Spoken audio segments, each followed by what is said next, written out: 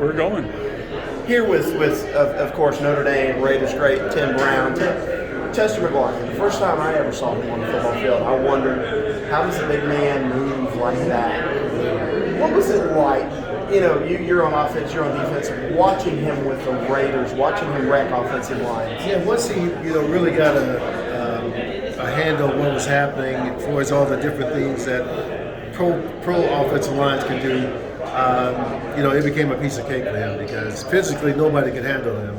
And once he turned that motor on and he wanted to get to the quarterback or get in the backfield, he could do it anytime he wanted. And unfortunately, I saw that from the other side because when he played with Kansas City, right. I mean, he literally just killed us. I mean, one series, he took us back 15 yards by, he got two tackles for losses, and then he sacked the quarterback, but Chester was a phenomenal athlete, and but I'm just so proud that he became a phenomenal man before he left this earth. You just told a great story about him. Can you repeat it for me about you as the union rep for the Raiders? Yeah, so I was a union rep, and so I called him Big Boy. That's what I called him initially. Hey, Big Boy, you need to come to this player union meeting, and I'm not coming to no player union meeting. I'm just walking away from him. Hey, man, you can't be ignorant to what's going on here.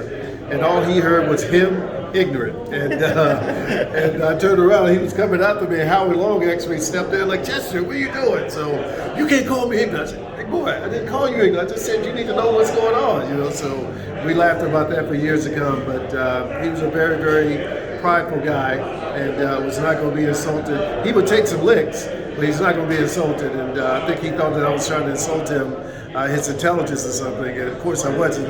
But that became sort of the basis of our friendship.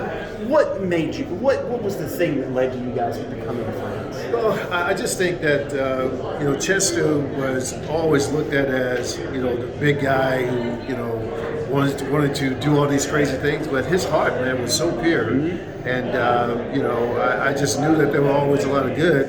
Now, look, I was at a point in my life too. I'm 24, 25, whatever I am, where I'm looking for a little trouble myself, every once in a while. So I think from that standpoint, we got along. But at some point, we both realized that this thing called God, this thing called Christian living is real. And we were both trying to get there. He got there before I did, but he met my wife before I did. He came in the locker room one morning and said, I met your wife last night.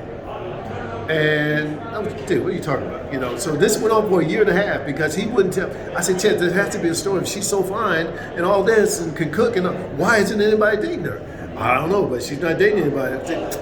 So I'm thinking he's lying to me because I know Chet. Anyway, that goes on for a year and a half, and at his wedding, I don't know it's her. He has me sitting at the table with her. We hit it off. And I have to leave to go home for my mom's birthday the next day. And I go to the dance floor. I say, Chet, this girl Sharice, man. He grabbed me by my collar. Boy, that's a girl I've been trying to introduce you to for a year and a half. So if not for him, I don't have the beautiful wife I have and the kids I have. So, he is obviously a huge part of my life. And then one final question. You're obviously one of the greats of college football. College football is going through seismic changes right now. Transfer portal, NIL. What are your thoughts on both? Look, I think I can understand the transfer portal if a coach leaves or, you're about to be a senior and you're not going to play or something of that nature, or you're going to be a fifth-year guy, possibly.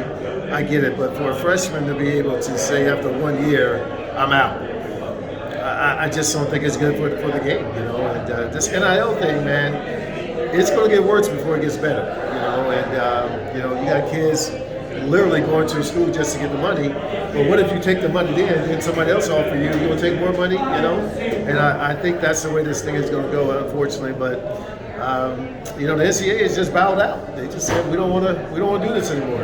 We don't want to, we don't want to overlook everybody and all that kind of stuff. And I think it's really sad because all the things that people got in trouble for back in the day are now legal. You know what I mean? So I just think from that standpoint, it's not good for college football. Thank you very much. Say what Tim Brown. Yeah. So this will be my second trip to Notre Dame this year, and